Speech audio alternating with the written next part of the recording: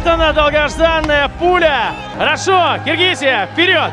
Киргизия, финиш! Чемпионы танкового биатлона 2021 года. Команда Киргизии. Жолдош полковник, Ош гарнизонунун аскер бөлүктөрүнүн өзү курамы танкалык биатлонун жеңүүчүлөрүн босуп алуу салтанаттуу аземге тизилди.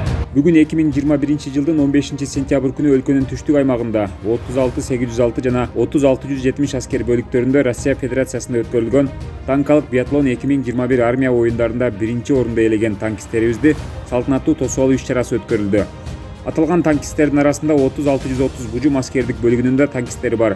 Иш-чаранын башталышында танкисттерди бал-борсок менен даам сыздырып, андан соң 01-003 аскер бөлүгүнүн командиринин биринчи орун басары полковник Алмазбек Абдыбаитов танкисттерди бул жеңиши менен куттуктады. Ал өз сөзүндө силердин быйылкы жеңишиңер менен аскер кызматкерлери гана эмес, бүтүндөй кыргыз эли сыймыктанууда деп айтты.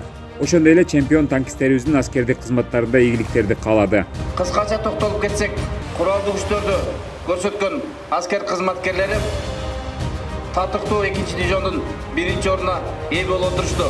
Иш-чаранын жүрүшү аскердик оркестрдин коштоосунда өткөрүлүп, аягында өздүк курамдын саптык жүрүшү менен аяктады.